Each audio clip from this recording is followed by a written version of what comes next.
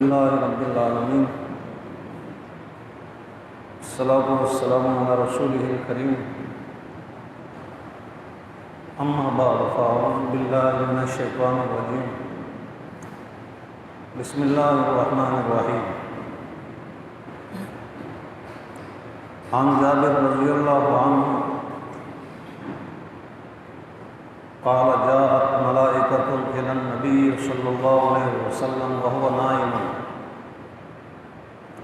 حضرت جابر رضی اللہ عنہ سے روایت ہے کہ نبی اکرم صلی اللہ علیہ وسلم آرام فرما تھے، سوئے ہوئے تھے، آپ کے پاس فرشتے آئے، فقالوا، کہنے لگے، ان لصاحبکم ھذا مثلا فاضربوا له مثلا،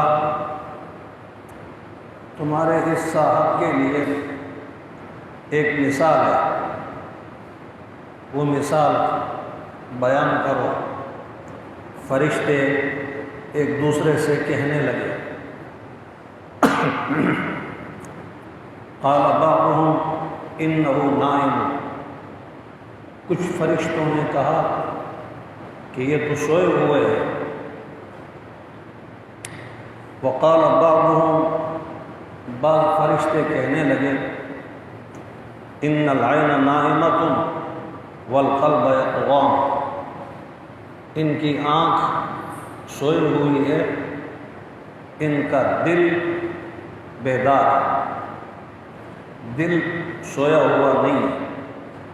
پیغمبر کا دل نہیں سوتا، پیغمبر پر غفلت طاری نہیں ہوتی، اس لیے پیغمبر سو جائے تو وضو نہیں ٹوٹتا، نبی کا دل بیدار ہوتا ہے۔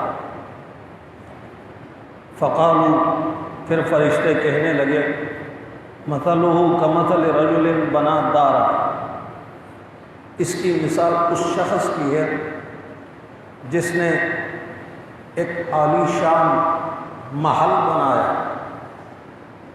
وجعل فیہا مأدبۃ، اس محل میں دعوت کا انتظام کیا، بہترین دعوت کا انتظام۔ وبعث داعیا، پھر ایک بندے کو بھیجا کہ جا کر لوگوں کو بلاؤ، محل میں آئے اور دعوت کھائے۔ فمن اجاب الداعی،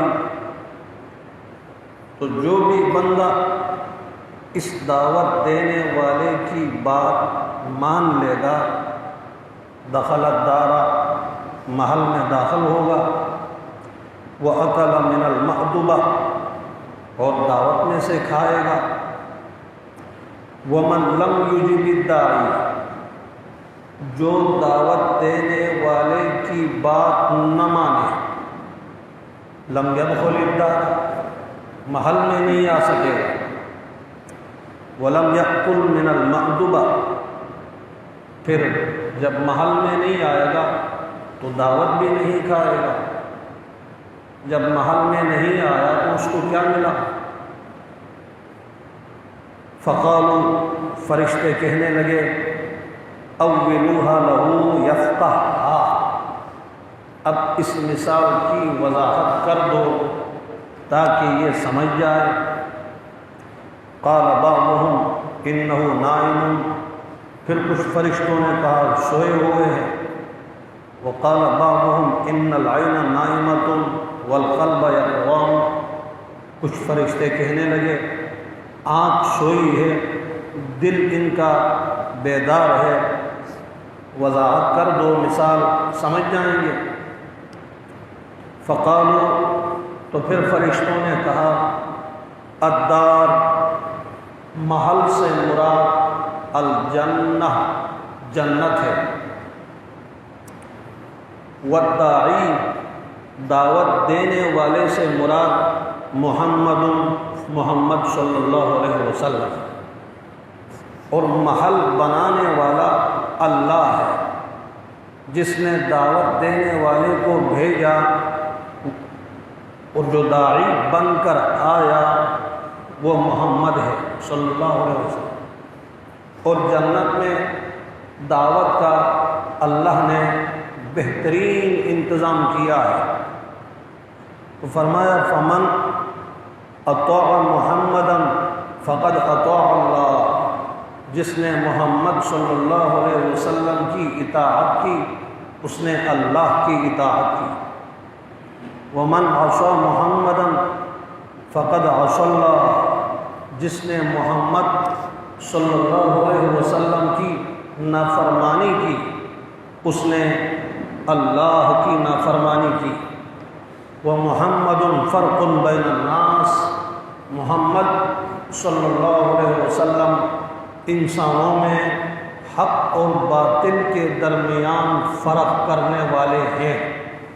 یہ روایت بخاری شریف کی ہے۔ محمد صلی اللہ علیہ وسلم حق اور باطل کے درمیان فرق کرنے والے ہیں۔ تو جو لوگ محمد صلی اللہ علیہ وسلم کی بات مان لیں گے وہ اللہ کی بات ماننے والے ہوئے۔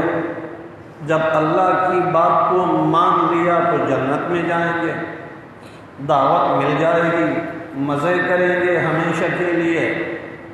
اور جو لوگ محمد صلی اللہ علیہ وسلم کی بات نہیں مانیں گے، انہوں نے اللہ کی بات کو نہیں مانا، اور جب نہیں مانیں گے تو جو انتظام دعوت کا ہے اس سے محروم ہو جائیں گے۔ دوسری روایت یہ بھی بخاری شریف کی، عن ابی ہریرہ رضی اللہ عنہ قال قال رسول اللہ صلی اللہ علیہ وسلم کل امتی یدخلون الجنت الا من ابا، میری ساری امت مسلمہ جنت میں جائے گی، ساری امت جائے گی مگر نہیں جائے گا وہ جس نے انکار کیا۔ پوری امت جائے گی، نہیں جائے گا وہ جس نے انکار کیا۔ قیل ومن ابا، سوال ہوا اللہ کے نبی انکار کس نے کیا، انکار کرنے والا کون ہے؟ قال، آپ صلی اللہ علیہ وسلم نے فرمایا من اطاعنی دخل الجنہ ومن عصانی فقد ابا، جس نے میری اطاعت کی وہ جنت میں داخل ہوا، یقیناً داخل ہوگا، اور جس نے میری نافرمانی کی اس نے انکار کیا۔ جس نے میری نافرمانی کی اس نے انکار کیا۔ یہی بیان اللہ کا، یہی پیغام اللہ کا، یہی حکم اللہ کا کہ ما آتاکم الرسول فخذوہ، جو پیغمبر نے تمہیں دیا اس کو لے لو، وما نہاکم عنہ فانتہوا، اور جن امور سے منع فرمایا ان سے رک جاؤ، باز آؤ، دور رہو۔ نبی پاک نے تمہیں جن کاموں سے منع کیا ان سے رکنا ہوگا۔ آگے ایک روایت میں ہے کہ وہ بھی لمبی روایت ہے، اس کا آخری لفظ عرض کرتا ہوں۔ فرمایا کہ میں تمہیں کمر بند سے پکڑ کر کھینچ رہا ہوں کہ تم لوگ جہنم میں نہ جاؤ، لیکن تم لوگ چھلانگ لگا رہے ہو جہنم کی طرف۔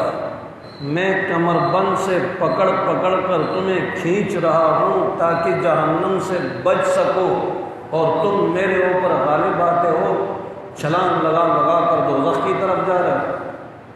اس لیے بھائیو، نقش قدم نبی کے ہیں جنت کے راستے، نقش قدم نبی کے ہیں جنت کے راستے، اللہ سے ملاتے ہیں سنت کے راستے۔